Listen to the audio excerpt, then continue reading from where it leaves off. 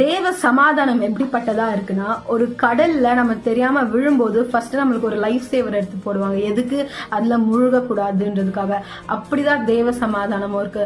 இந்த என்ன சொல்றது, ஒரு போராட்டம் என்ற இந்த கடல் மத்தியில, இல்ல சோகம் என்ற கடல் மத்தியில, பிரச்சனைகள் என்ற கடல் மத்தியில நீங்க விழுந்திருந்தீங்கன்னா, தேவ சமாதானத்தை நீங்க பெற்றுக்கொண்டீங்கன்னா, நீங்க ஆண்டவர்கிட்ட கேளுங்க, எனக்கு சமாதானத்தை தாங்க நீங்க கேட்கும்போது அவர் அந்த சமாதானத்தை கொடுப்பாரு. அது எப்படி இருக்கும்? அந்த கடல்ல அந்த லைஃப் சேவர், அந்த ஒரு டியூப் மாதிரி இருக்கும்ல, அந்த லைஃப் சேவர் எப்படி அவங்க முழுகாதபடிக்கு பாதுகாத்துக் கொள்ளுதோ, தேவனோட சமாதானமும் நம்ம இந்த போராட்டம் என்றும் கடல் மத்தியில முழுகாதபடிக்கு நம்மள காத்துக்கொள்ளும். அண்ட் ஏற்ற நேரத்துல சில பேர் காப்பாத்திடுவாங்கல்ல, அந்த மாதிரி ஏசப்பாவோட கரம் நம்மளை காப்பாற்றி கரை சேர்த்து விடும். சோ எதை குறித்தும் கவலைப்படாதீங்க, தேவ சமாதானத்தை நாடுங்க.